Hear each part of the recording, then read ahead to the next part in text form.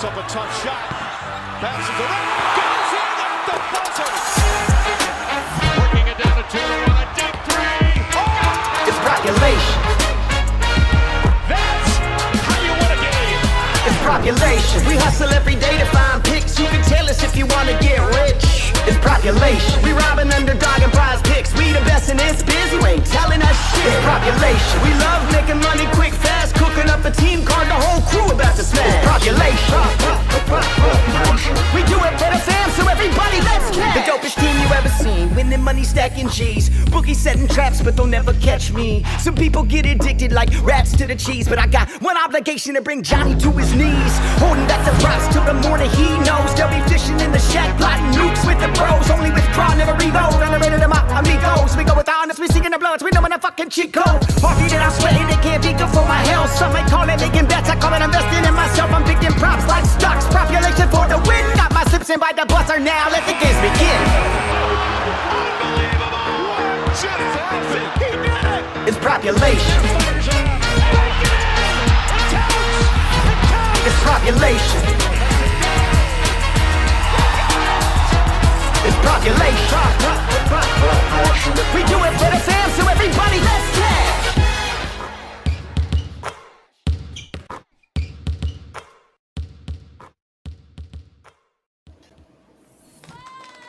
Live from Stanford University, Joshua Jennings. What is up? How are we doing? Doing great, man. Got COVID out of the way. That feels great. How are you doing? You survived. Yes. Good, man. The UFC card turned out to be really good. Our people caught it. Our fucking 3-pick parlay hit that we built on stream together. Man, I don't think the UFC, the win rate lately, I don't know, man. It's been pretty damn good, I must admit. Yeah. It's been really good. And focusing in, and you just got to core 3 to 4, and don't core women fights, right? Yeah, they can get you. They can get you. So, and the Tyson fight was just... Oh, God. blah. That hurt my feelings. Yeah. You know, I realized later after the next day came and I was like looking at everybody else who was sending me little bets and things, you know. We surround ourselves with the crazy people that bet all the time. And so many people had like 10 units on Jake Paul. And I was like, fuck, man, I can't do it. What are these guys thinking? I love Mike Tyson so much. But then I was kind of mad at myself. I didn't just do it and then look away. But couldn't. Yeah, man. And then it just looked like Jake Paul just like didn't want to knock him out and just wanted to go the distance, get paid, should be respectful, and it was just, I don't know. First 2 rounds were kind of fun. I was still hoping. And then the 3rd round came and then Roy Jones said, oh, his legs are shot. And I looked and I was like, oh no, it's off balance. It's like, this is going to really look like he beat up an old man if he knocks him out right now. This is bad. That's not Tyson right there. That's old man Tyson now. That was bad. It was. But what are you going to do? I mean, UFC was good though. I mean, Charles, the man, he dominated that whole fight. UFC was good for us. Our bets were good. But the actual card for people who paid money, they were not very happy. That one fight was good, but the rest were like, oh, God, that was bad. I mean, there were some good ones. I mean, the Anama fight, I mean, that one, like, went the distance and it shouldn't have, and they were back and forth. Yeah, I mean... Bro, Stipe was like, looked good because we had just watched Mike Tyson, but if we hadn't watched Mike Tyson the night before, Stipe would have looked like ass. He was, yeah. He was like a little... He was all stiff, too. He's like, man... And then, no surprise, he retired after yeah, fight, he's funny. He's funny. He just says it and leaves. Like, no ceremony, no sadness, nothing. Just, I'm out of here. I'm happy to be gone. Thank you for everything. Got paid. Yep. I feel him. Well, NBA time? NBA time. We got. We'll talk UFC end of the week, Friday again. It was fight night. So, All right. yeah, 8-game slate. Finally, we talked about it, man, and I think we're gonna get a lot of these slates this week, and then next week are big slates for the holidays. So, let's just see. I think, yeah, look at. I mean, we got nice 6-game slates. This is exactly what we wanted. We were like, we're the 8-game and 6-game slates. So, Thank goodness. yeah, this week should be good. A lot of those. But let's get into it, guys. Let's get into it. This one, let's start with the first.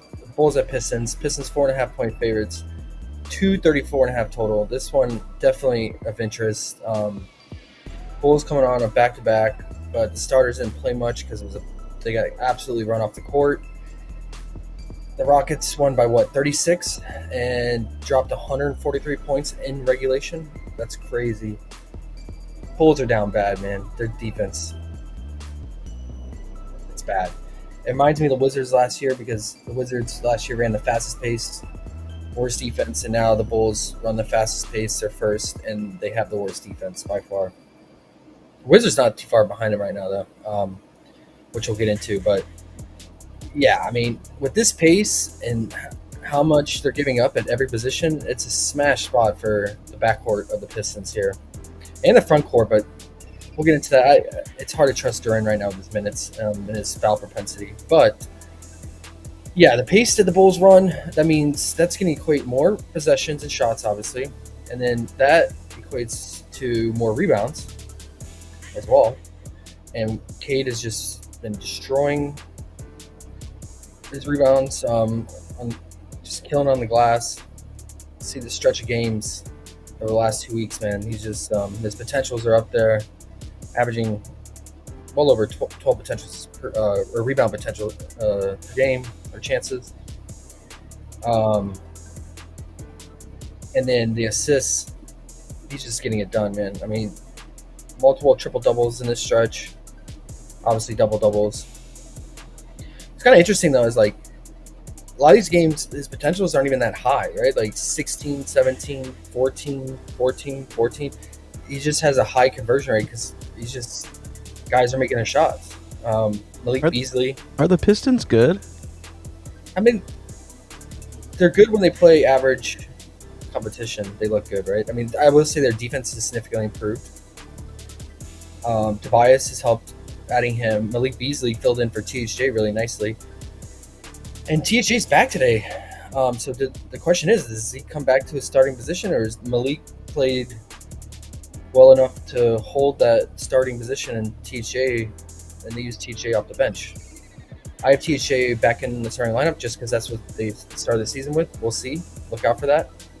Either way, THJ being back will reduce Malik Beasley's minutes. So I think you could kind of tamper your expectations from Malik here. But Malik has just been shooting high volume from three and very efficiently as well. And that's helped the assist conversion rate for Cade too. So, but yeah, let's look at the metrics here. The Bulls are giving up the second most fantasy points to point guard, which I have ranked here. They're giving up the most fantasy to the shooting guard, 2 spot. And they're about average in every other position. But let's actually look at individual metrics here. They're by far giving up the most assists to point guards. We took Van Vliet on Sunday, yesterday, his 6.5 assists line. Luckily, he got it done in 3 quarters before the starters went to the bench in the 4th. But yeah, I mean, they're just giving up massive amount of playmaking, and that's just because they're giving up a ton of points, especially to the two hole. You see here they're giving up the most points to shooting guards. They're also giving up a lot of rebound and assists to the two hole as well, and they're giving up the most fantasy again to shooting guard. So obviously a great spot for Ivy. I mean, I think you could still even pair Cade's RA. Now that it's back down to 15.5, it was 16.5 last night. I still think you can pair his RA with say Ivy's points if you want to stack this game, especially if you're doing a single game parlay. But Ivy's points are up there, 19.5. He's usually 18.5, but we're getting the juice here in this matchup. But yeah, I mean, the Bulls are bottom 3 in pick and roll defense, bottom 3 in transition defense. They're giving up the most points near the basket, and obviously that favors guys like Duren and Ivy. So Ivy, let's go into him now. So 44% of Ivy's points come near the basket because when he attacks and drives and slashes to the basket and gets driving layups or post ups there.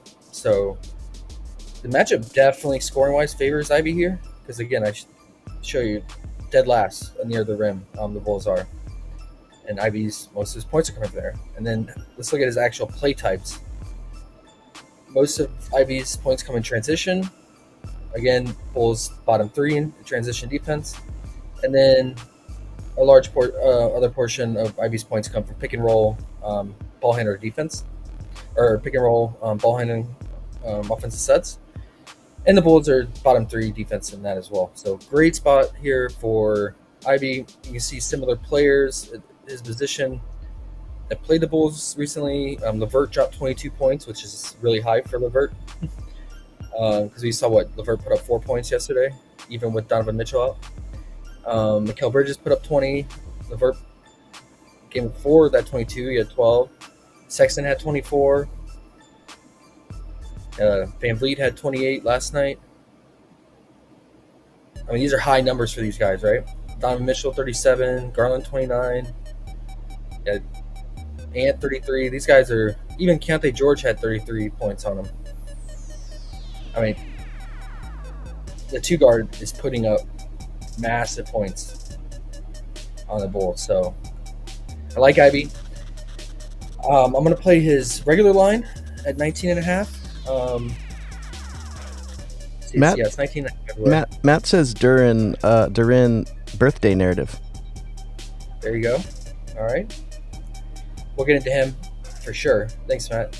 I'm going to play his regular line, and then I'm going to ult him down in like a parlay stack, both a single game parlay for this game and then just a parlay across multiple games. But I'm going to ult him down to 14.5 points. I think last night it was at minus 350. Let's see what it went to now. It's not bad. Just in case, like with him, if his 3 ball's not falling, it could take a while to. It can be hard for him to get that point line, but he can still get it done driving to the basket. That's a lot of driving, slashing points there for him. So he's going to need to make his 3 ball. You can even consider his 1.5 3 too. They're giving Bulls a lot of 3s to the 2 guard as well. But if we look at 14.5, okay, it went up a little bit. It's minus 365. It's not a bad parlay filler though. I feel pretty confident on a 14.5 line. Even the 17.5 is not bad if you want to go like 1 point lower than his normal season average. That's not bad at minus 175. So just something to keep in mind. What I've been doing is if I like a guy in a matchup a lot, I'll play his regular line, but then I will kind of use his insurance policy and play his alt line in a separate, I call it insurance bankroll building slip. And Cade, same thing. I probably will play his normal RA line, but then I'm going to alt down his rebound and his assist. I mean, it's a great assist spot for him, right? But 9.5, it's right there on the edge because, I mean, you see a lot of games he finishes with 10. And the potential scare me because Ivy is playmaking too. So if you look at Ivy, you can consider Ivy's PA as well, with that said. It was 23.5 in some books. Some books moved it to 24.5, like FanDuel. But 23.5 is what I would go with if you wanted his PA. But let's look at his assists. Last 3 games, he's racking up the assists. I mean, he's a constant 10 potentials per game. So if we're worried about Ivy eating into Cade's playmaking, that's a good alternate. I wouldn't play, obviously, Ivy's PA with anything Cade assists-wise. It's negative correlation there, but yeah, just the fact that he's been getting 14 on the dot potentials, Cade, per game, has me a little nervous for the 9.5 straight up. So I like the idea of alting here. And I feel pretty good about 7.5. Because if we take this to 7.5, we got about a 73% hit rate on the season. And then his rebounds. So I think in a single game parlay stack, I'll alt his rebounds and his assists. If we alt his rebounds down to 4.5, that has a 93% hit rate on the season. It's crushing that. Like I said, at this pace, and the Bulls being the Bulls and putting up a lot of bricks, you should have a lot of rebound opportunity here. So let's just give an example of that. Let's build a single game parlay here. Let's alt Cade's assist down to 7.5. Hopefully the juice isn't too crazy after last night. All right, it's minus 350. And then let's alt his rebounds. And obviously, if you don't play on Flip or books, and you're only on PrizePicks Underdog, you can take the alt line. It's still there too, the Goblin or whatever on PrizePicks as a bankroll builder. 4.5 is minus 515, and then let's go to Ivy. Let's alt his points. Let's see if we still get the plus money here. It was still got it last night at plus money with the stack. Minus 365. Plus 105. It's not bad, right? So you're gonna double your money. I like that as insurance, a safe. I call it like a, in quotation, safe single game parlay stack. And if you wanted to get a little frisky with it and build up on it, I think you could alt Duren's points here, and like Matt said, go with the birthday narrative. Since the Bulls are giving up the most points near the basket, the only thing I like to do is I alt Duren because his usage is so low. His minutes are not secure because he fouls so much. So yeah, a lot of his points have to come from offensive rebound putbacks because of how much Ivy shoots. Millie Beasley is shooting from 3, and then when Cade gets involved in the offense, so his usage is really low. But if we add that in there, we get a plus 160 for 4-leg parlay, single game stack. It's not bad. Let's just quickly look at Duren. We alt him down to 7.5 here. Much better, right? At almost 70% hit rate as opposed to that 12.5. The Bulls, like, not traditionally like a team to target with bigs rebounding. They're like average. If we look at centers, rebound, Bulls.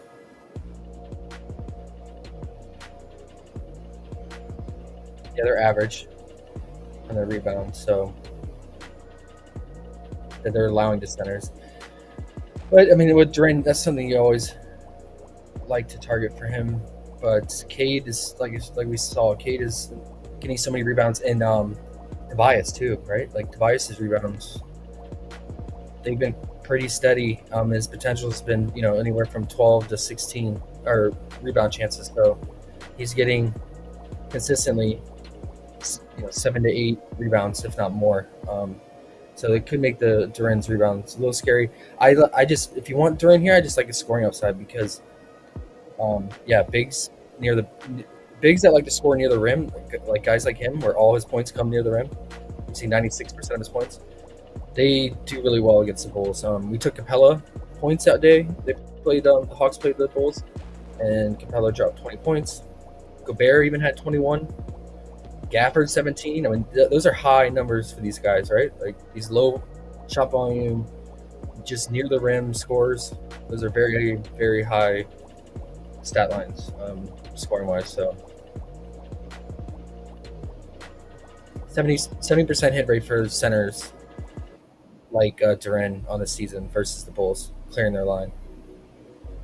The guys that didn't were Jared Allen, Zach Edey, and Brook Lopez, who are kind of irrelevant centers in my mind. But yeah, I want to spend a little bit more time on that because obviously the Bulls are going to be a money well this season for props, for overs, just due to the pace and bad defense. So if THJ was out, I would really consider Malik Beasley, but since he's back, I think I think I'm just going to stay away because we don't know how they're going to split those minutes up. And Tobias is Tobias. He could have a really good game, especially if he's hitting his 3-ball from the corner. But I don't want to rely on Tobias. Just give me the backcourt, Ivy and Cade here. And then if you want to sprinkle in some Duren points here. But yeah, Duren played 18 minutes last game because he picked up 3 early fouls. So he missed out pretty much on his entire second quarter stint. He would have played, looks like he checked in 7 minutes, 48 seconds left in the second quarter, picked up his third foul about a minute in, and then went to the bench immediately. That was his third foul. So, yeah, he would have been on pace for about 25 minutes. So I'm going to put him back down to about 26 minutes on a normal day here without fouls. And all these guys' fantasies are pretty juiced relative to my projection. Just do the matchup. They had PrizePicks has Cade at 48. I have him at about 46. Ivy's the only one that's pretty spot on. But yeah, Duren's pretty high at 31.5. PrizePicks has him I have him at 27 if he plays 26 minutes here. Bull side, I'm good on them, man. Like, they've just been a hard team to guess on because Kobe White is so inconsistent, and if he's not scoring, then obviously Levine's picking up the scoring, Giddey's more involved, Io off the bench scores a little bit more. But if Kobe White is doing his thing and scoring, which he has been lately, then all those other guys take a hit. So yeah, you're trying to guess on who gets hot, and it's not the best matchup. If you look at the matchup here, the Pistons are almost top 10 in spot-up shooting defense. They're top 5 in transition defense. And this is all how Kobe White gets his points. So they're top 10 in the spot-up three-point defense. Not the best spot to run it back if you wanted to stack this game. So, and Levine, yeah, like I said, he takes a back seat to Kobe when Kobe goes off. You can see that Cavs game, he only scored 8 points. He shot poor, 4 of 16, but Kobe scored 29 points in that game. And Levine just passed in that game. He had 8 assists against the Knicks, 9 against the Cavs. And then he played only 26 minutes against the Rockets because of blowout. He had 6 potentials, but the guys just didn't hit their shot. I saw Patrick Williams brick his passes from him. Io bricked his shots from him. So, yeah, man. And then, Vooch, he could have a game here against Duren, who's not the best defender, but it's Vooch. Yeah, he cooked Duren last year, right? 27, 25, 21 points. He had one bad game at 12 points. But keep in mind, Levine was out for 2 of these games last year versus the Pistons. But yeah, hopefully get a shootout. Hopefully the game stays close, nothing sideways. And I think it's pretty straightforward on that game. Sixers at Heat. I got really nothing for this, man. I just wanted to give an overview on it. Embiid is doubtful. I'm not going to play. I have Yabu Saleh starting at the 5, which he did last time, but that's because Drummond was sick. Drummond was active last game for the Sixers, but only played like 5 minutes. I think he's still dealing with this illness, so unsure if he's fit to go fully. So that's why I have Yabu starting at the 5. I have McCain starting, but I think Lowry will start at point guard again, but play minimal minutes, like 16, 18 minutes, and then McCain will play majority of the minutes still off the bench. His lines are high, man. 21.5 points. I'm considering the under here, but his shot volume is just insane. He's just going to have to show us, man. I don't know. Maybe it's better just to stay away due to the shot volume, but, Paul George is playing. You wanted Embiid in, huh? I did want Embiid in. I would feel better about it, but, he still dropped 29 with Embiid and Paul George playing against the Magic, so...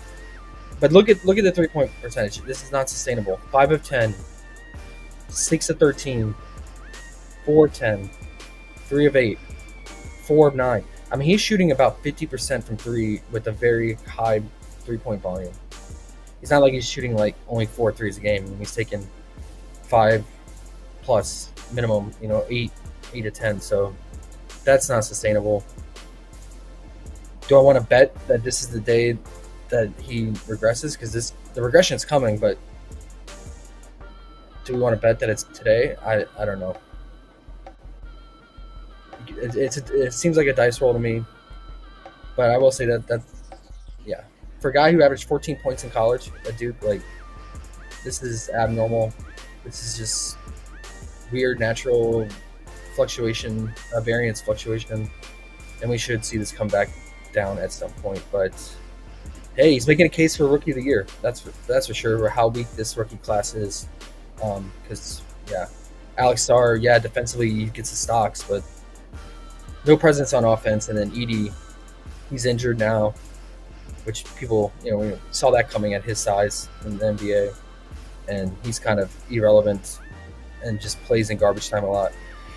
And then Jimmy Butler's back, and Tyler Hero's out. So I got Duncan Robinson filling in for Tyler Hero, not Tyler Hero. Terry Rozier's out. Sorry. And I got Duncan Robinson filling in for Terry Rozier, which we've seen in the past. And then I think Highsmith maintains his starting role, and then Jimmy Butler is back and will probably play on the low side of 30, I think, since he's missed extended time. Just seems like a very average, boring matchup here, guys. I mean, we got a 2-11 total, really nasty.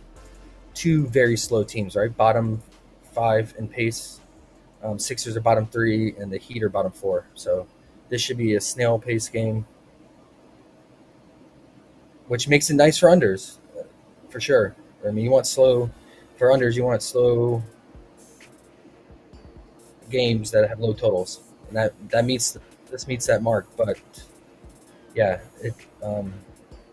it's scary, man, with the shot volume of McCain.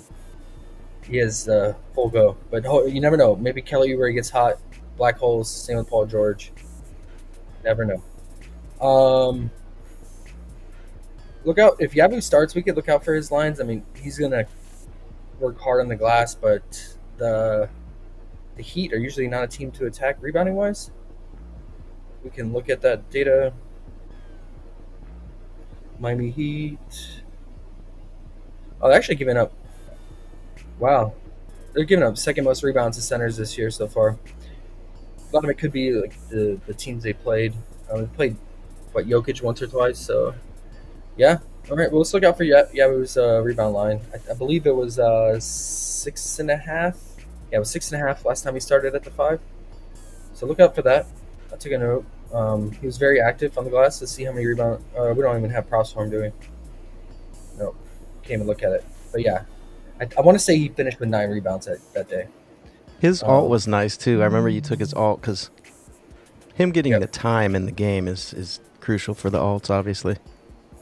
Yeah, he played 30 minutes on the dot, and that's what I got that day he started. That's what I got him projected for today. So, that's all I got for this game, man. Look out for Yabu. That's the only one I'd be interested in for over potentially here, either a rebound or PR. I mean, Bam should have an easy time, but man, Bam is just so up and down. He's either dropping 30 or 12. Okay, where are we next? Wizards at Knicks. Now this is an absolute smash spot for Cat, right? I mean, Wizards are giving up third most fantasy to centers. They're just getting torched, especially by stretch bigs. I mean, we saw Wemby drop 50 on him.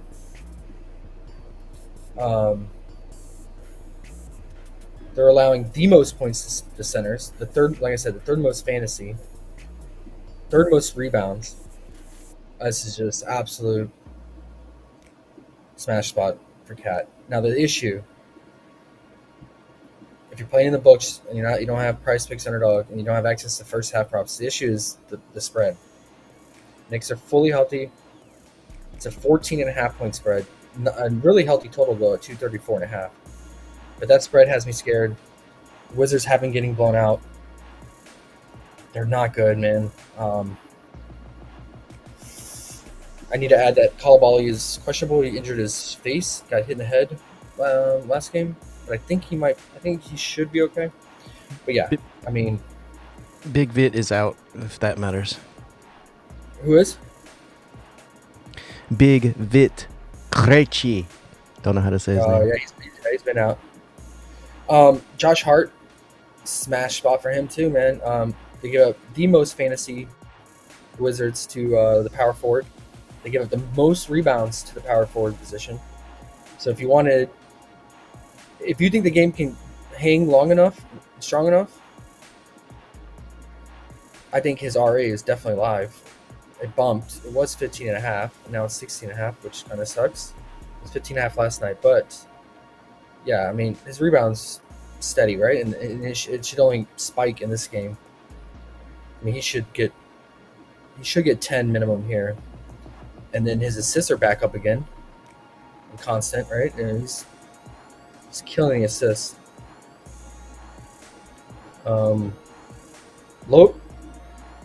Low to mid potentials are like around 10 assist potentials, but they're just high conversion shots, probably to Cat near the rim or mid range. So, and OG's been very efficient shooting. His points definitely live in this matchup. But if I had to choose and rank it, I would say Cat number one. Obviously, they very similar shooting and game style as Wemby, right? Like a stretch big who likes to shoot from the perimeter, shoot from the outside, especially 3-ball. And we saw what Wemby did. Cat should have no time scoring here. Oh my gosh, his points are 27.5. No way. Bro, he opened at 24.5 last night when I posted him in our Discord. And now he's at 27.5 in some books. That's crazy. No one was ruled out either, right?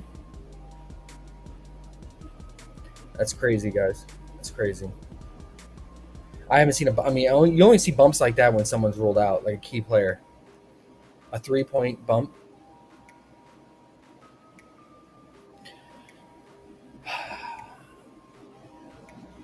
Yeah, I would say first half to be safe. PrizePicks held out last night on Cat props. They dropped everyone on the board for the Knicks except Cat. Okay, so his lines, I think that's favorable. That's his normal first half line at 12.5 points.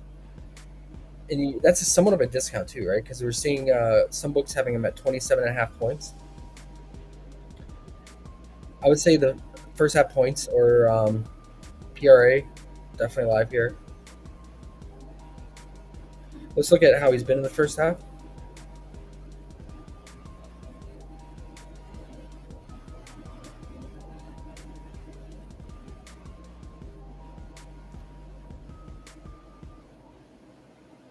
You're going to want him to play 17 or 18 minutes for sure. Yeah, man, I just say the PRA or the points here. He's not really getting stocks. So, yeah. I think the points of the PRA. If you're on PrizePicks or Underdog, if you're not playing that and you're playing the books, I think just due to the potential blowout here, I think we got to alt his points, man. Especially now that they bumped him to 27.5. So let's see how bad the juice is on the alt lines. That sucks. You see that massive bump underrated? Yeah, I did. It's real caddish, though. Oh, yes. He was minus 450 last night for 19.5. I would feel comfortable at the 19.5. He can get that in 3 quarters for sure. But now pushing at 27.5. Let's just look when he plays in a blowout. He'll play about 27 to 30 minutes. Let's see how often he clears that point line. AOD's here. He's been talking about a lot of food, making me hungry. He said, "Is Brunson gonna cook also when you're done with Cat there?" He could. I'd say all the Knicks guys are live, man.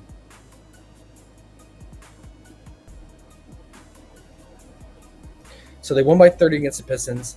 He played 27 minutes, 21 points. won by 10 against Brooklyn. Only played 30 minutes. And he had 26.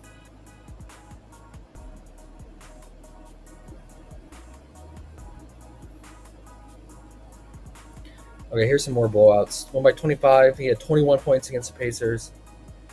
So, guys, it seems like, I mean, when they win by 20 or more, and he's playing low minutes than normal, he's at least getting over that 19.5 line. He's getting like around 21 points. So if you're in the books and you like Cat in this matchup, I would use him as an alt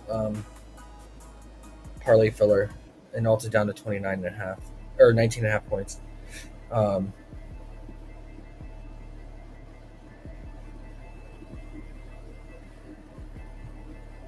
Yeah.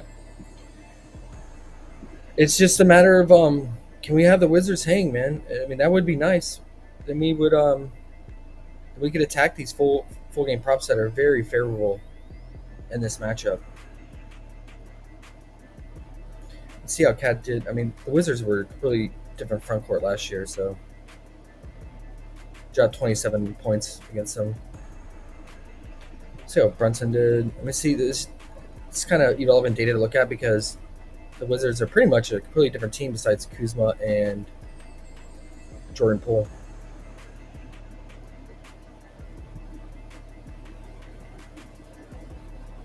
Oh yeah, Brunson free throws definitely live. Wizards are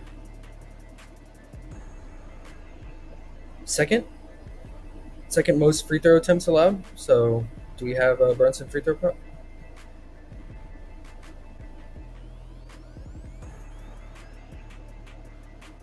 Of course not. No, we do. 4.5. I don't mind it. Again, minutes are the concern here. I mean, if it's a blowout and he's playing 28 minutes, is he going to get those 4 free throws? Let's just take a look real quick. Let's put his minutes at 27 because that's about the floor. I noticed the Knicks guys play in a blowout, and then I think he'll play about max 32 in a blowout. Let's take him.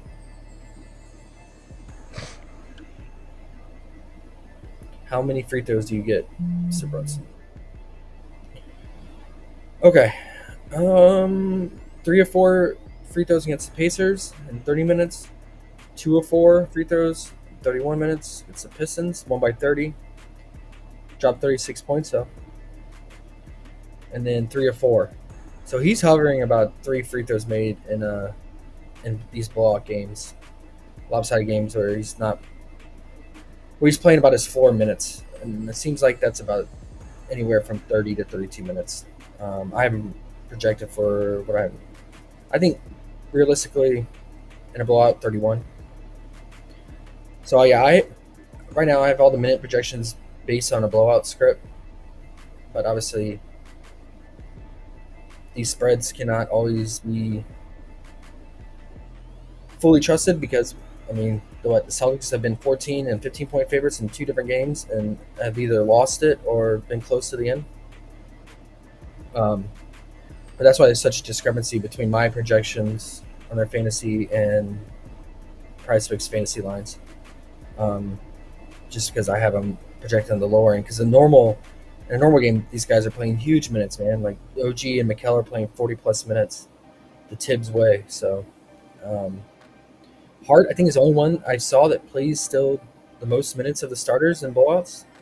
So he's a little bit more safe for full game props, in my opinion. If we look at they won by 30, he still played 37 minutes. Won by 25 and he still played 37 minutes. Won by 22 and he played 33. It seems like, yeah, I would say like 33 minutes is probably his floor in a blowout. So I still have him projected for 36, even in a blowout. Something to keep in mind.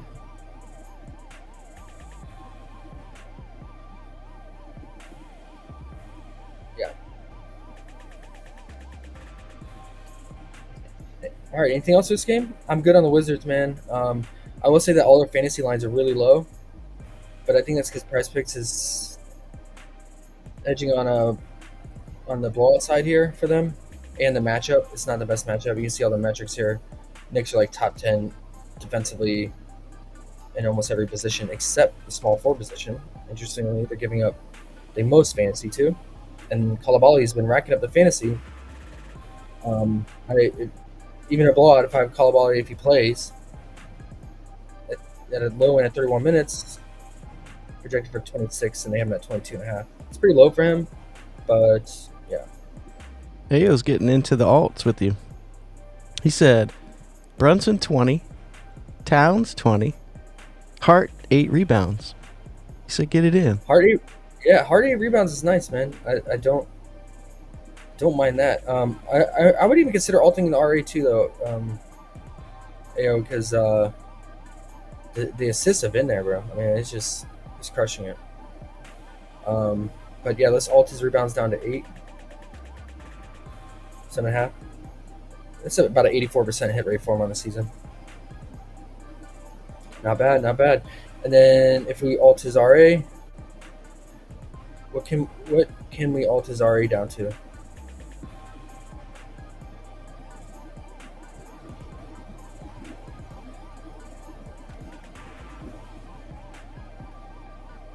$14.5 minus 285. It's not bad. It's about a 61% hit rate on the season.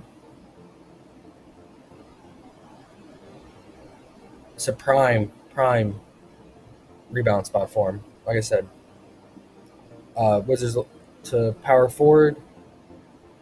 They are allowing the most rebounds by far at 13.4 per game. Next closest is the Cavs at 12.4, and then they're allowing second most assists to power forward. Really nice RA spot for Hart here. So, yeah, I don't mind the alt rebounds and then the alt RA. So let's just put it on our target list. 14 FRA alt, 7.5 rebound alt too.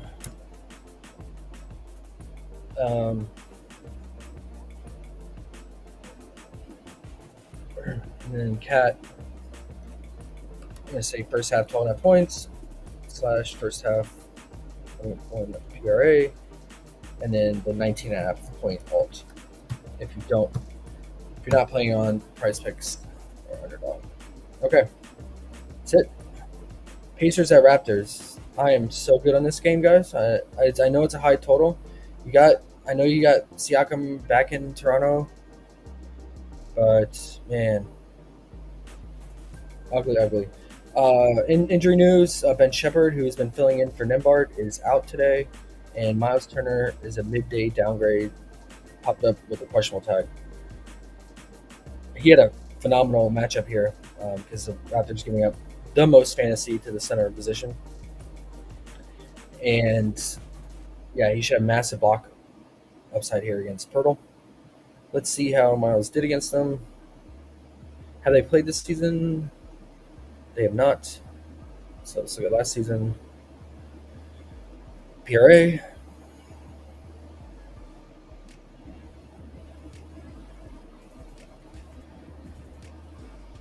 was playing minimal minutes here, 21, 26, 29. He still put up solid PRA. And then what was his blocks? Or his steal plus blocks against them? 3, 2, 1. Okay. And then what should we look at Siakam? How did he do in Toronto last year? I remember the hype around that narrative there.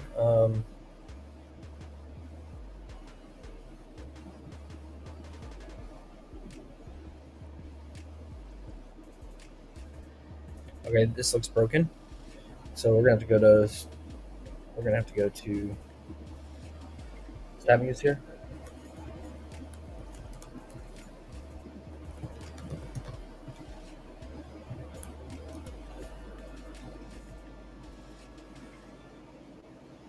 At Toronto, he put up an average 34 fantasy.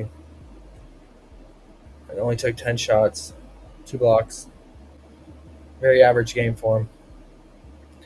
In the last meeting, first time he went there, he went off. I remember that game.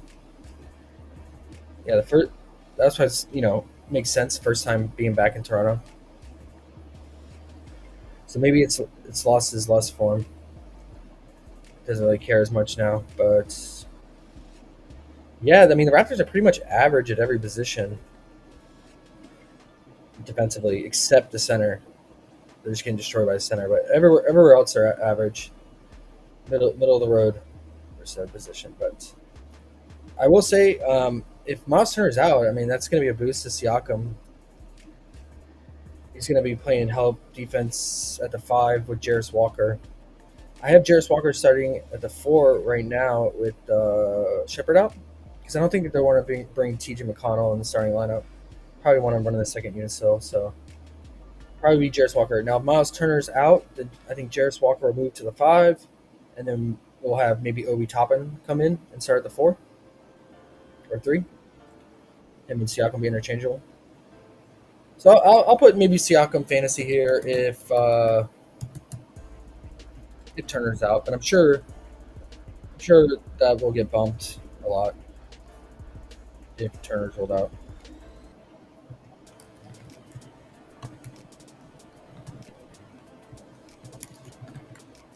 But if you're playing DFS, I mean, Jarris Walker is definitely a good option, especially if Miles Turner's out because he's going to be playing the 5, and obviously the Raptors are giving up the most fantasy to the 5. But yeah, and the Raptors are full go.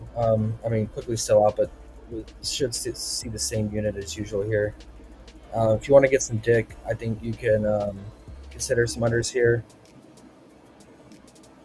He's been shooting really poor as of late. 3 of 12, 4 of 17. And this is not the best matchup because, yeah, Pacers are giving up the least fantasy points to the 2 guard. So, yep, you can go under some dick. And then next game, another game I'm not really interested in. Rockets at Bucks. Rockets on a back-to-back. Bucks home favorites, 3.5-point favorites because Dame is back. But expect low side of 30 minutes here since he's missed extended time. So that kind of muddles things up. And yeah, again, the Rockets on a back-to-back. Although the starters didn't play big minutes yesterday, they played like 26 to 28 minutes in that blowout.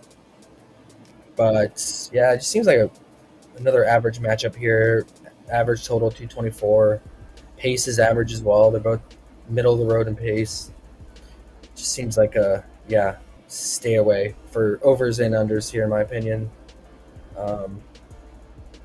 Especially like with Dame being probably limited on his first game back as well.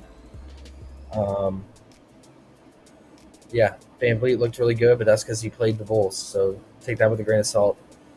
And Sengun did his thing because it was the Bulls. So, but yeah, the Bucks have been actually holding it down in the front court. So they're bottom 4 in fantasy allowed to the power forward in the center. All right, another ugly game, guys. There's some stinkers in here. And there's some solid games. There's like I think 3 games you can pour, but Magic at Suns is not one of them. Magic on the road, 4.5-point favorites here against the Suns, who were trying to be carried by Devin Booker. Finally had a breakout game, right? He had 44 points against T-Wolves? Yeah. Point guards have been cooking the T-Wolves lately. Played 40 minutes, 44 points, 6 to 13 from 3, got the free throws.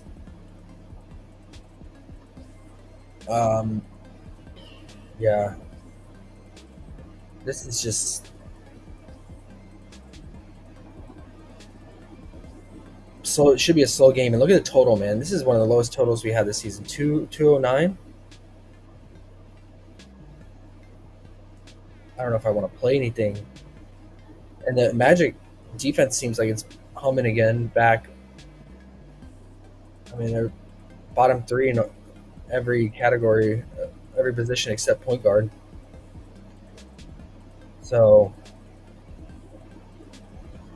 yeah, and Franz has just been going off, man. A little tougher matchup for him today, though. He's had some cake matchups. I mean, the Sixers defense, nothing to fear. The Pacers, the Hornets, the Wizards, the Pelicans. I mean, he hasn't faced a good defense since really 2 weeks ago on the dot against OKC. But his usage rate is insane. Let's look at it.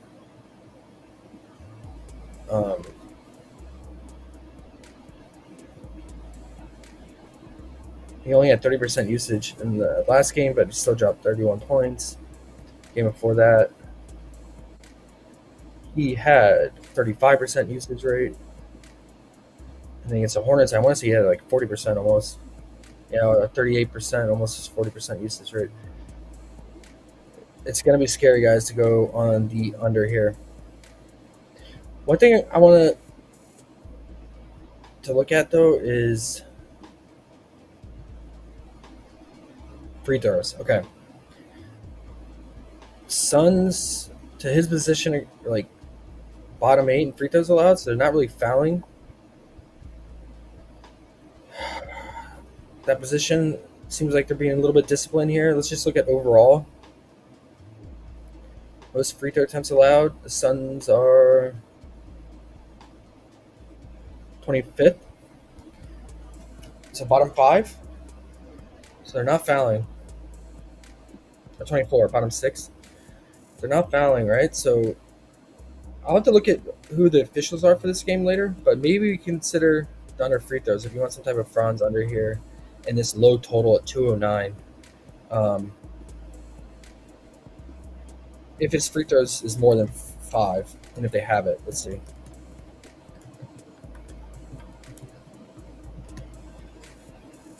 Because he had a favorable matchup against the Wizards the other day, and he didn't even get his free throws in. So, and his line was 4.5. What is it today?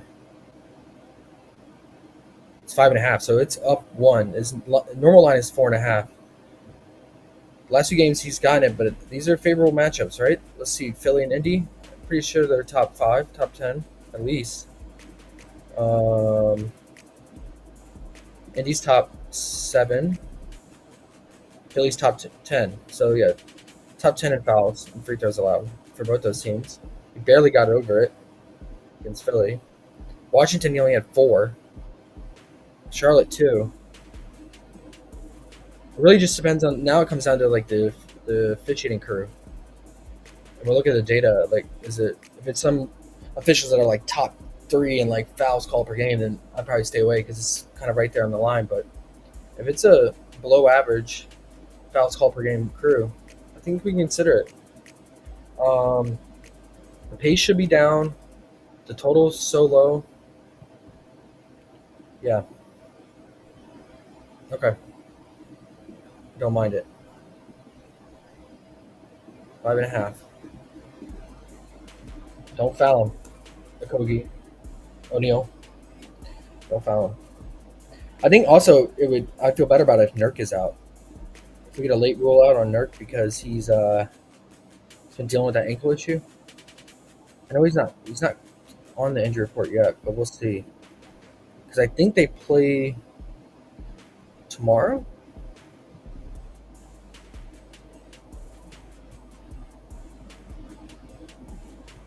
No.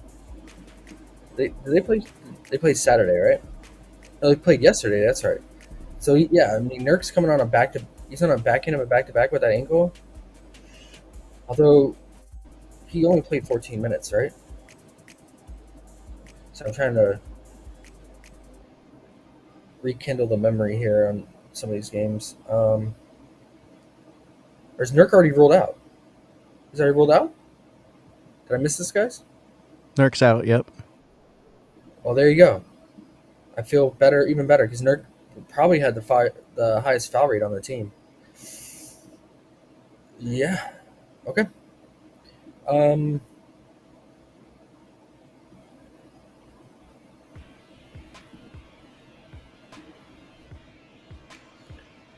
If you want to get down with it, Matt, go hold it down in the paint, man. If you want to go under, consider some under points on Plumlee here, but it's a low line. Let's take Nurk out here. He had 15 points against the Jazz, who was very favorable though. 26 minutes.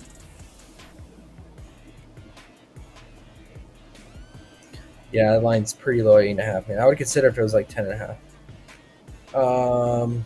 Yeah, because they're allowing the least fantasy to centers, and I'm pretty sure the least points too. So, near the bottom. Yep. Okay. So, I have to go back and revisit now that I need to update this.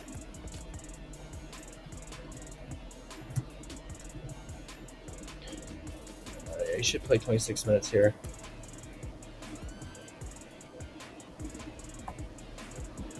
Okay. Hawks at Kings. This should be a good one. The total just keeps going up. Opened up last night at 233.5, then went to 234, and now we're all the way up to 237.5. It's crazy. It's one of the late night hammers, 10 Eastern. And let's start with the home team, the Kings. We have Sabonis and DeRozan out again. And so we have Mr. Fox, who's on a heater, right? 60 points, and then followed up with a 49-point, almost a 50-burger. He had 9 assists in that game over the weekend. 49 points, 9 assists, right? Let's take a look.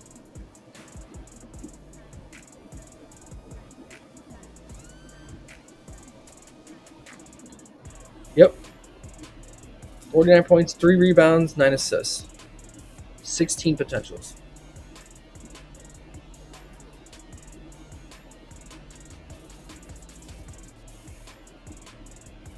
And his points are high for good reason. Pinnacle has him at 33.5. Juice on the under.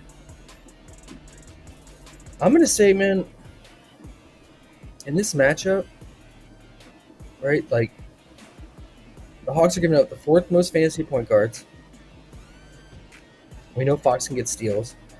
And those assists rack up fantasy too. 1.5 points, fantasy point per assist. And just the way how fast the Hawks plays, massive pace up spot for the Kings. I think the fantasy is the way to go here. It just depends on the line. Do we have the line yet? Let's see.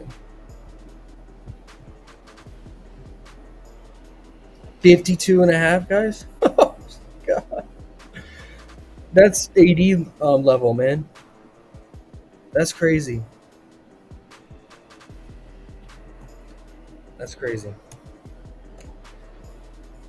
What?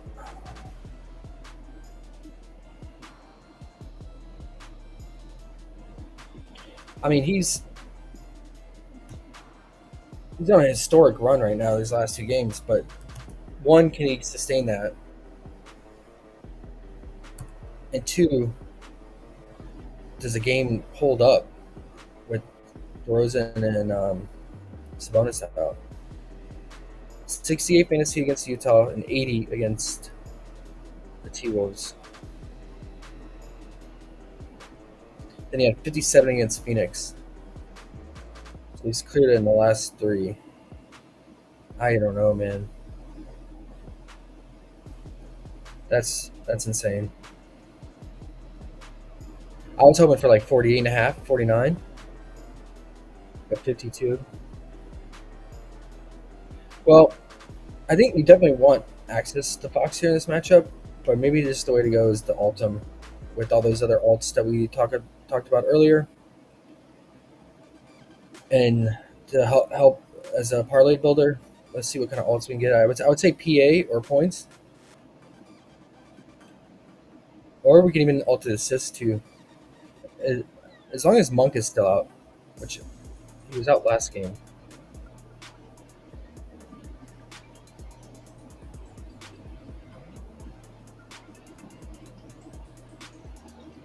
Oh wow, the odds just got worse. I think it was like minus like 600 or something like that for 24.5 points.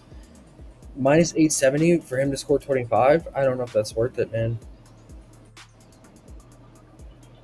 Pass. The PA like that one at 34.5. I don't mind. That's a little bit better value, man. Like 34.5 PA. Like he should get 7 assists minimum here. So then you just need him to drop 28 points. I'll feel a little bit better about that.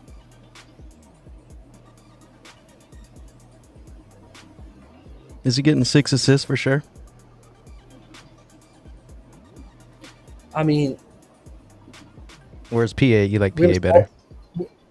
I think PA because he's just shooting so much of those guys out. You want access to the points too. I mean, he's taking 30 shots, bro. Like he took 30 shots last game with Sabonis and DeRozan out. That's crazy. In regulation. But the assists are still there. Even with those 30 shots, he still had 16 potentials. So I feel pretty good about 6 or 7. So if we alt him down to that, what kind of value do we get? This would be another game to do a good game to do a single game parlay stack, and you separate Fox's alted assists out from his alted points instead of just doing the PA. Mm-hmm. But let's take a look. How bad is the value?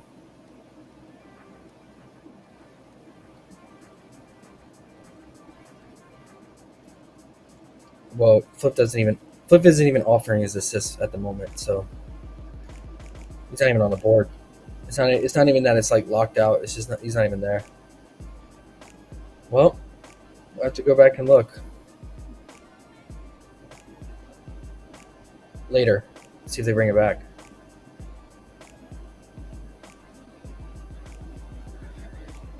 Okay, yeah. I mean, I would say the PA for now. And then for people on PrizePicks, I was gonna say fantasy, but the 52.5 is a hard click. It's a very hard click because this isn't a center. You know, like centers you could feel a little bit okay about, like someone like AD or Jokic, just because of all the potential they have near the rim for stocks and rebounds and such, and scoring, high efficiency scoring. But yeah.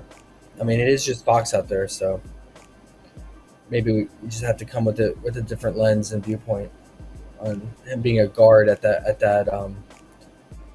fantasy line. I want to say that's like the highest fantasy line I've seen for a point guard since, gosh, I don't even know. I'm trying to think.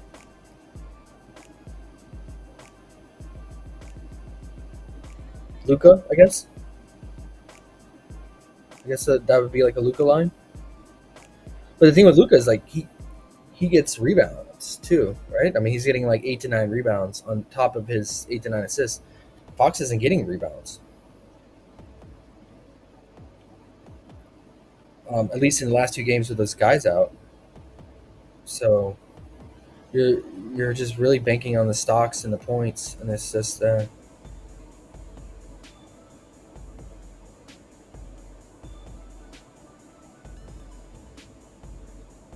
I'm gonna have to think about that one, but I would say that the fantasy is the way to go. And then Herter, great spot for him. 3-point shooting. Hawks again, bleed threes. They still lead the league, and let's see, they lead the league in 3-point attempts allowed and made still. So that checks all the boxes for a 3-point shooter like Herter. I took his 2.5 threes. Against the Jazz on Saturday. What are his lines? And he cleared it. What's his line? Is he 3.5 today? Where are you today, Mr. Red Rocket? 2.5. So, I mean, massive juice on the over. But if you price shop, looks like Bet365, Bovada has the best odds on that. Yeah, he went 5 of 12 from 3 against Utah. And he didn't play in the game against. He did. He just didn't do anything. He went 0-3. I mean, Sabonis played in that game, right? But still, it's not a good look, Herter. Let's look at head to head. Oh, they played the Hawks too. That's right. Just head to head. He went 2 of 8. He only played 24 minutes. He still went 2 of 8. So again, yeah, pace up matchup against the Hawks, and the Hawks allowing the most threes attempted and made. So it makes sense that he got up 8 in just 24 minutes. I expect him to take in this matchup. Took 12 against the Jazz. I mean, I expect him to take around there, minimum 12. Unless like Keegan Murray just like catches fire and takes all the shots, but he didn't take any shot. He took 4 threes, 6 total in that. Played almost 40 minutes in that game against the Jazz. I don't see that sustaining today. Obviously, a shot volume should double at minimum today. Yeah. So I mean, I think his 3-point prop and Herter's are definitely live, even Fox's. He's also at 2.5, but better value. You get it at -145 on Bet365. But yeah, I mean, with all these options here, I think we can build a little single game parlay. It's too bad that we don't have Fox's assist prop though, because we could have took Fox's assists, alted his Fox's points alted, and then paired it with Keegan and Herter's 3 points made alted. But we're just gonna have to wait on that. Oh, he's back at least on the board, but just locked. But let's just do the PA for now, alted for Fox.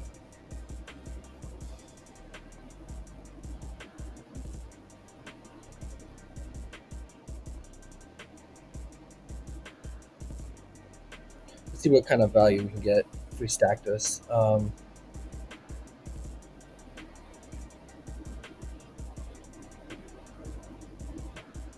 But Herter at 1.5.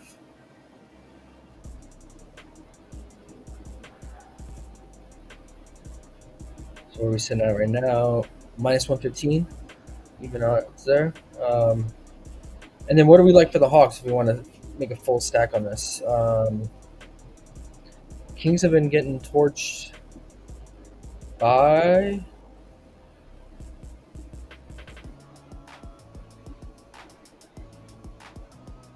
they're not giving up fantasy, definitely not to the point guard position. But they are giving up raw points of position. Let's take a look at who that is. So yeah, they're not giving up raw points or rebounds to the point guard. Shooting guard, they're about average to below average points allowed. Same with small forward.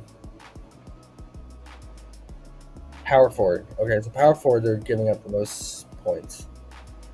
They're like top 5 most points to power forward. They're not giving up points to center. So, yeah, power forward, I mean, that would be Jalen Johnson for sure. So if we want, we can alt his PR, probably, right?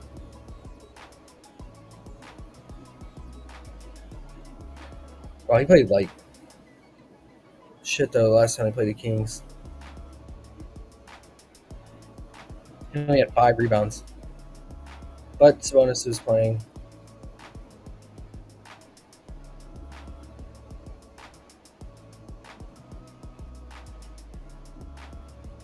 Damn, Trace points are all the way down to 23.5.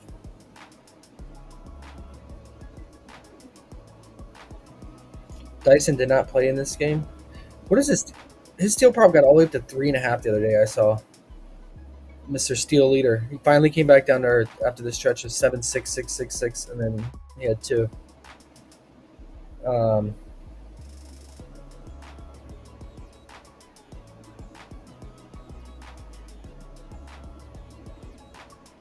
I mean, Clint should have an easy time scoring against Trey Lyles if they start Trey again at the 5.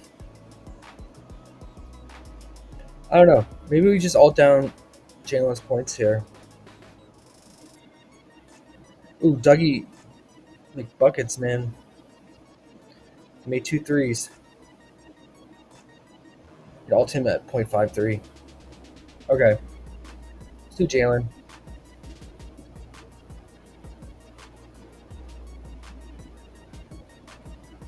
Trae Young is at 22.5 points on Flip at -125. That's not bad if you like him. It's not the best matchup though. I just looked at the data for that.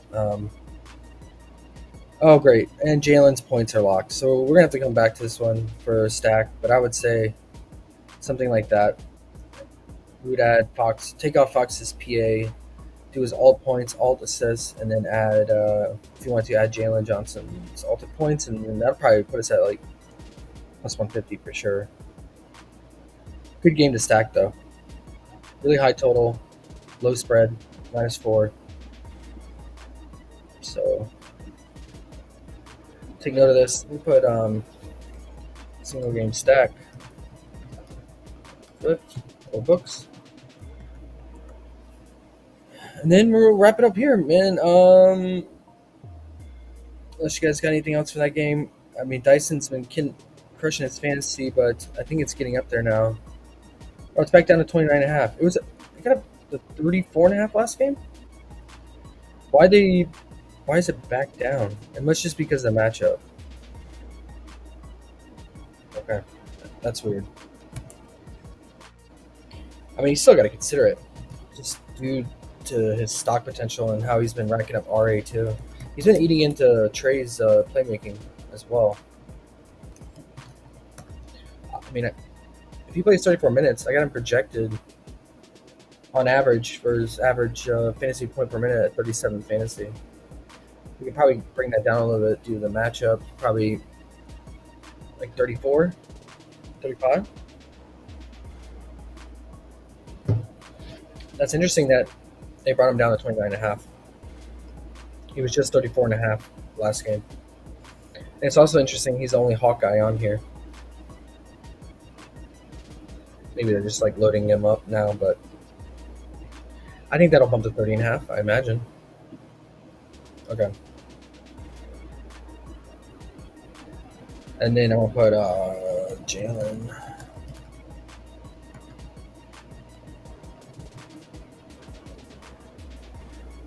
All right.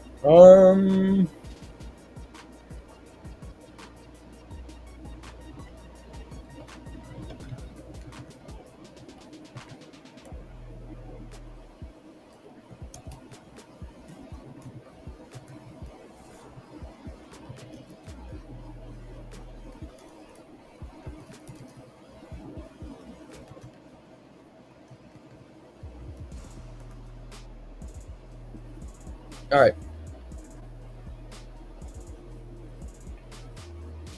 Last game. Oh, I like the slate too because all the games are at different times as well too. So the Hawks Kings starts at 10 Eastern, and then the Warriors Clippers starts 30 minutes later at 10:30 Eastern. So makes it nice for live betting if you're doing that, and also just keeping track of news, lineups, such. But yeah, we can't do much here for the Warriors. Steph is questionable, so we have no idea. Matt says he was loaded up on Jalen, 23.5 PA earlier, and Big Ren is here. Let me hit the applause for him. Big Ren? He said, let's go, fam. Making money. Let's go. Money making Monday is what he says. M&M. I like it.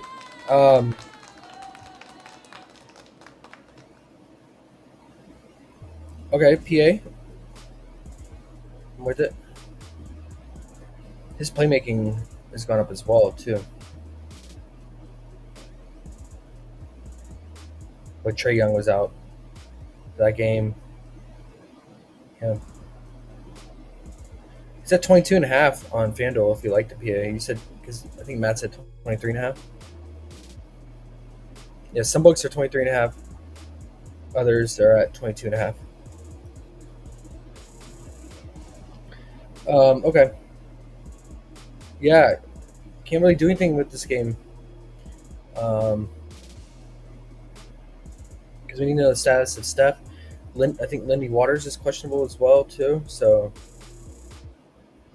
yeah, if both of them miss, maybe we see Buddy Hield get into the starting lineup and Pods.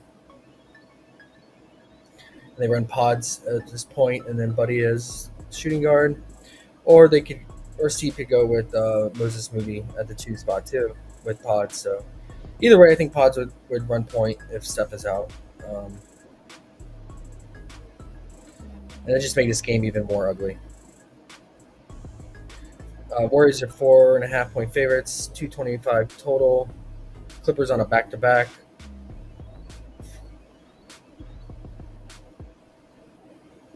And yeah, should see the usual Clippers squad here. I mean, only thing that's really changed as of late is Chris Dunn's moved into the starting lineup and is playing pretty well in the starting lineup. So Terrence Mann's gone to the wayside, and I think we continue to see that. And then Kevin Porter Jr., he just can't predict his minutes with Ty Lue. Like, he's going to play either 18 to 20 minutes or he's going to play like 12 minutes. So his minutes are directly tied with Terrence Mann now, both of them as the bench piece coming in. So it's hard to predict which one's going to pick up more minutes. And yeah, it's only a fluctuating thing for the Clippers, but I would say a good spot for Zubac on the glass here. I mean, the Warriors still giving up, getting crushed on the offensive rebounds. Yeah, they're giving up third most offensive rebounds. And I'm pretty sure they're giving up they're top 5 in rebounds to centers too. Let's see. Yeah, they're actually giving up the most rebounds to centers. So, good rebound spot here. Do we have offensive rebound prop for Zubac? I wanted it yesterday. They didn't give it to us because Jazz are giving up top 5 in offensive rebounds, and he finished with 6 offensive rebounds last night. But they did not give us offensive rebound last night. Okay, 3.5. Yeah, it's 6 against the Jazz. And see, in the right matchups, like OKC gives up top 5 offensive rebound. In the right matchups in Utah, he gets offensive rebounds. Let's see what he got last game against the Warriors, because they played this season already. If you're interested in that prop.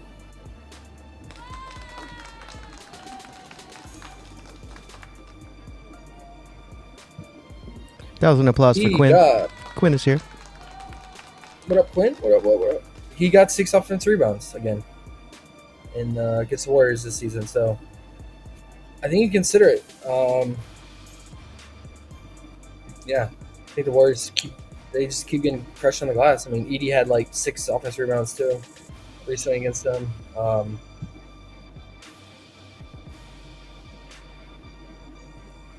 I'll just double check that. How many did Gaff or Lively have in that game? 2 and 2 for both of them, but they split the minutes evenly at the center spot. So, and then Edey had 4. Yeah, I thought it was like 6, but it was 5 defensive, so he had 9 total. Dude had 2 threes, 2 from threes, so fake. Yeah, I think you can definitely consider that. Or if you don't want to play offensive rebound, because it can be volatile at times. But in the right matchup, it has a pretty high hit rate for me at least. What is his rebound line at? Whew, I never played rebounds over 10, man. A good rebound spot for him, though. I mean, he had 18 against the Warriors earlier this season, and that's because he had 6 offensive rebounds. So, usually, in a good offensive rebound spot, the total rebounds are pretty live, too, because, yeah, obviously it's just going to add on to the average rebound rate. How did you do scoring-wise? This is when he was on his tear. Yeah, 23. He looked great. He looked like he was back to himself against the Jazz, because it's the Jazz. Attack him with bigs with no Kessler out there. Yeah, man. I mean, Zubac is definitely live. This matchup. Powell's numbers have come back down a little bit. He was around 20.5-point line. I would say Power Zubac here. Harden's assists have been all over the place because of Dunn starting next to him. He had a lot last night. But prior to that, He had 2 assists on 6 potentials in 31 minutes. And then he had 7 on 13 potentials game before that. So he went back to passing, and I think a big reason is that it was a Sunday on that day, yesterday, and he tends to pass more on the weekends. What we've seen from his splits data, weekend versus weekdays, so might be a little bit gassed on the weekend for certain reasons. Okay, I think that covers it. I'll just put offensive rebound for Zubac, or if you wanted PRA, and then I'll probably stay away. I mean, the Warriors' perimeter defense is still solid, especially against the 3 ball. So, yeah, stay away from that. Let's just quickly look before we head out. How has Harden done on back-to-backs this season? So he actually played the Warriors on a back-to-back, just like he's doing today. And he had 23 points. Okay. He's actually doing okay on a back-to-back, for those that are interested. And Mr. Harden, the beard. But yeah, can't make any calls on the Warriors, obviously, until we get the stuff news. Don't want to do any ifs, ands, or buts, and sway you the wrong way on that. Big J. Cole's here. What up, J. Cole? He said, would you add Dyson 2.5 steals to the Hawks Kings same game parlay?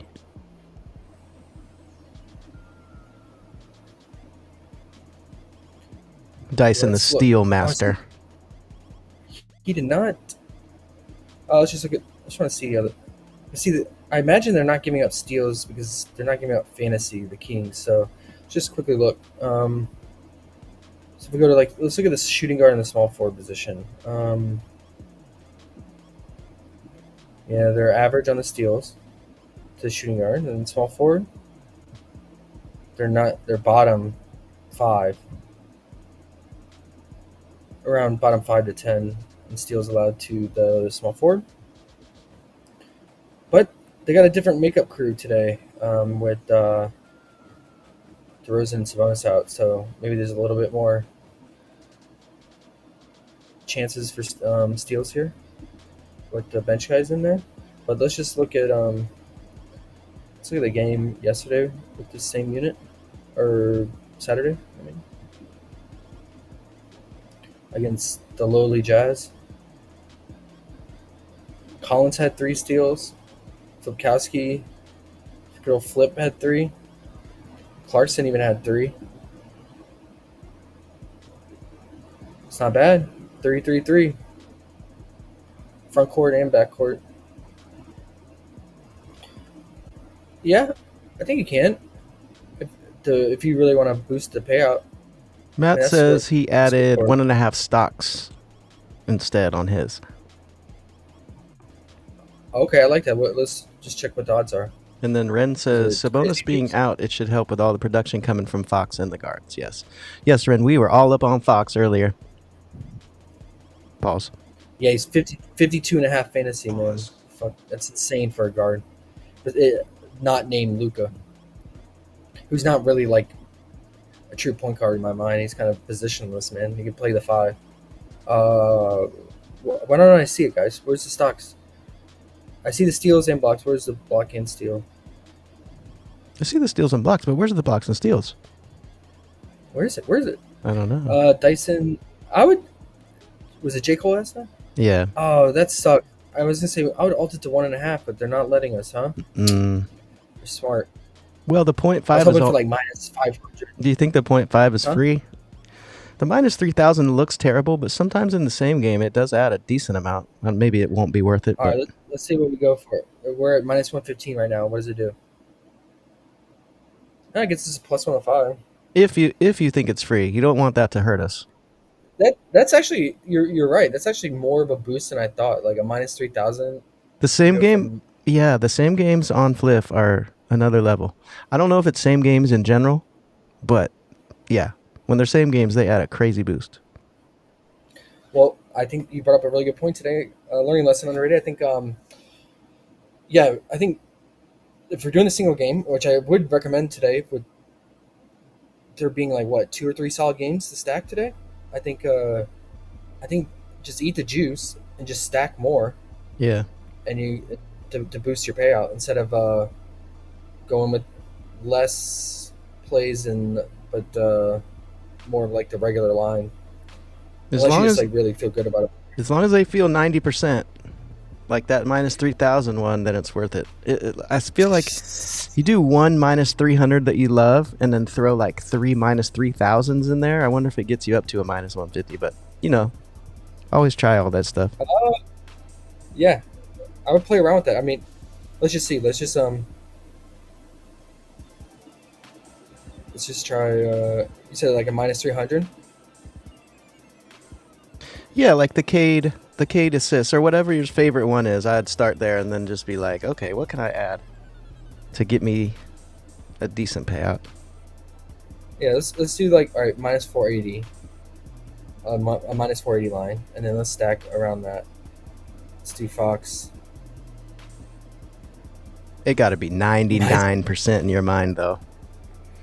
Minus 52,000? Are you kidding me? Yeah, that's when you have one play at a minus 150. You want to get it down to minus 130 or something. Still good if the play is for real free, but that's why it's always the best to have unders when you throw the shit.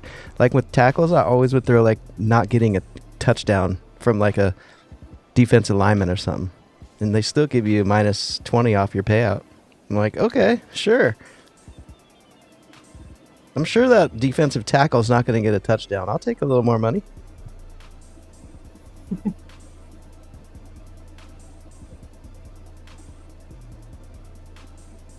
Quinn said, for him personally, I'm under on Fox points and fantasy points. The Kings have played a ton of games recently, and they could run out of gas being shorthanded. They could. But they're at home. And it's the Hawks. So for me, it's over or fade. Over on all lines or fade.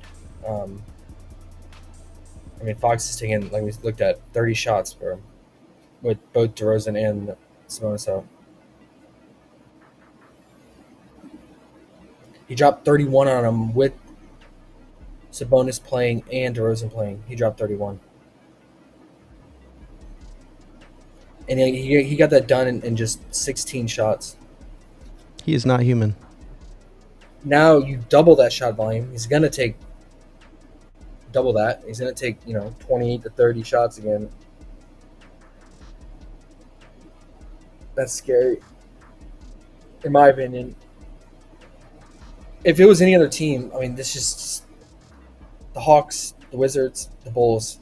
Like, those are the top three teams to attack, especially with guards. You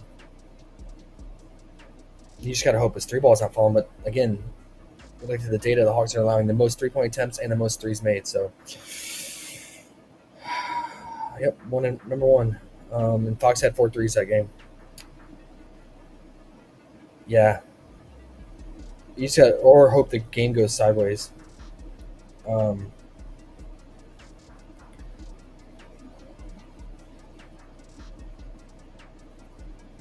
Yeah.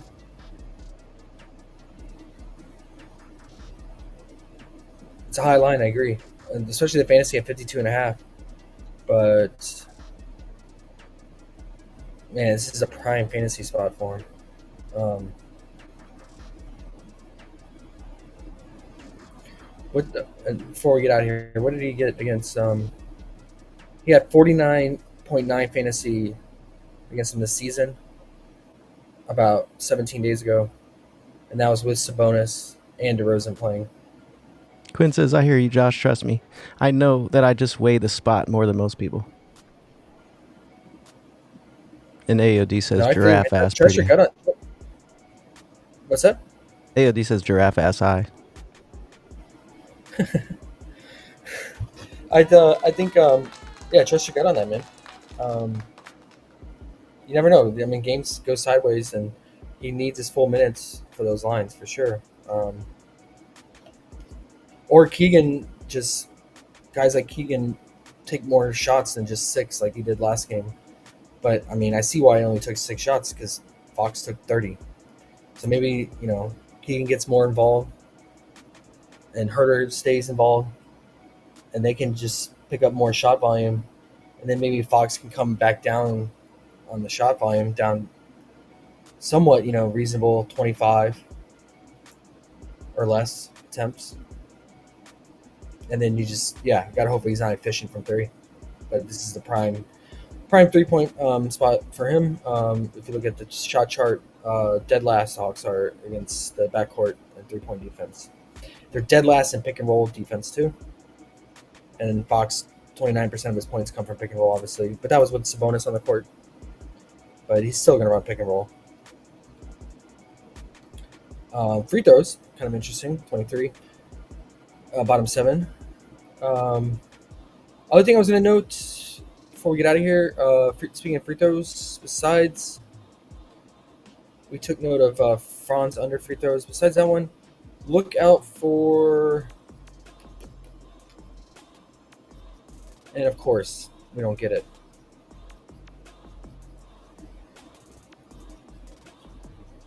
Look out for Matherin's free throws. We have been getting them, but it looks like PrizePicks is smarting up and they're not going to give it to us today. This is a prime free throw spot for him. Raptors, he's playing the Raptors. Raptors allow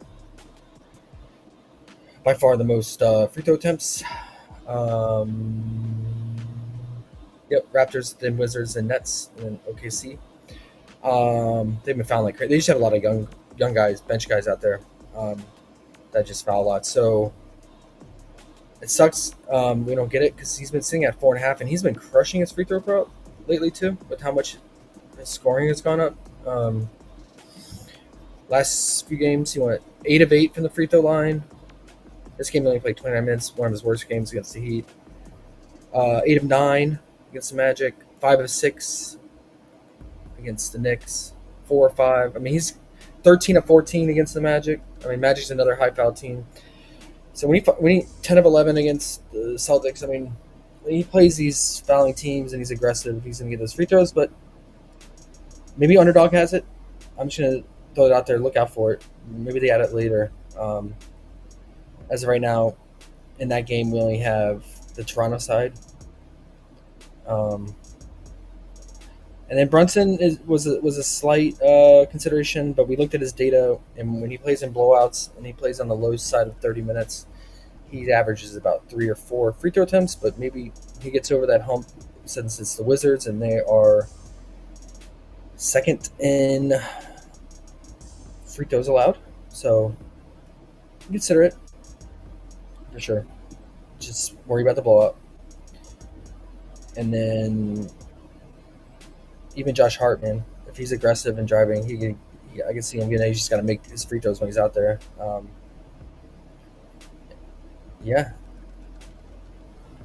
That's about it. I mean, Indy's still up there, right? Especially Miles Turner's out. Should get some Jarris Walker and others that are going to foul. Yeah, they're top 7. So I mean, maybe we can consider RJ's free throw prop here, but tends to shoot from outside a lot. So that is all I got on the free throw side. And then just like looking at these tertiary props that are not on the books, but only on PrizePicks. We mentioned Zubac's offensive rebound. It's the Warriors is a good spot. And other than that, none of these are in a good spot. I mean, Pirtle's in a good spot. Indy is like top 5 in allowed. Yeah, top 6. But at 4, I can't play over at 4. I cut the limit at 3.5. Like most centers are at 3.5, but they know the matchup and how well Pirtle's been on the offensive glass, so he got juiced to 4. So that I can't do that. But yeah, I mean, like Durant we took yesterday against Washington, they're allowing the most? So second most behind OKC. And then it's the Warriors at 3. So Zubac, he did it last night against Utah. He had 6. Good spot. And he had 6 against the Warriors earlier, almost 3 weeks ago. So jot that down again. And yeah, that's all I got.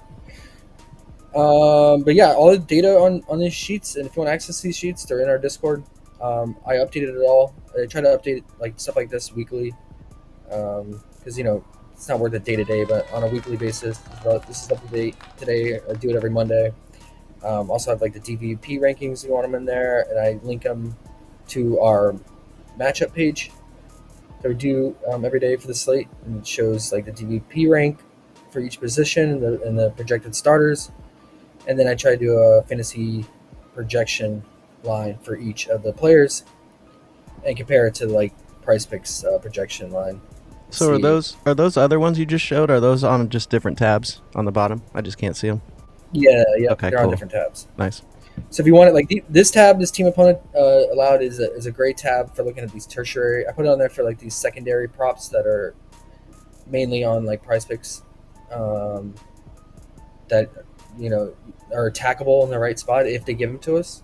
They're starting to tighten up now. They're learning based on the team's data, average data. But yeah, things like field goal attempts, 3-point attempts, those kind of props. I have the data there for. So do you sleep? So, You slept last I night, don't know though. if you liked it. Yeah. All right. Good to go today.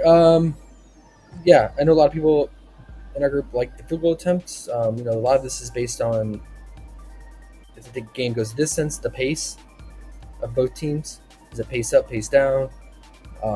Guys in and out, but data like this helps. We can look at we have the pace here, and then you can look at actually how much field goal attempts are allowed from each team. And a lot of that's just directly correlated to pace, right? Because the Bulls are running the fastest pace, so obviously they're going to allow the most field goal attempts. And then, but yeah, 3-point attempts allowed. You definitely use this metric to help you make decisions on guys' 3-point attempts for certain players. AOD says Josh is a robot. Elon's robot, right? Elon's robot. Johnny number 5. Yeah, I think it was funny, man. I like the Elon's robot. Yeah. I think looking at that kind of stuff help make decision on, because I do think these secondary props are. If I was playing on slips on PrizePicks, like I would attack these kind of lines, like the offensive rebound, the free throws, the fantasy. So I try to create these sheets where we can try to find an edge with that, like trying to do a fantasy projection, trying to do a chart showing like which teams are allowing the most of these secondary prop lines. So yeah, join our Discord if you're not part of it. You checking it out. Should be in the link below. 7-day free trial. Yeah, let's get it, man. Underrated. See you in there. Yes, sir. Quinn says he appreciates all the hard work you put in, and AOD says you are Appreciate you, man. You are Elon's prototype, SpaceX. Yep. Yeah, I just landed back, man. I'm here, ready to rock. Big 2's here now. Let's fucking go, he said. Big 2. Let's have Big 2. Let's get it. All right, guys. You're a little late. You're late to class, but yeah. Late to class, Big 2. I'll Detention. All right, guys. All right. Peace.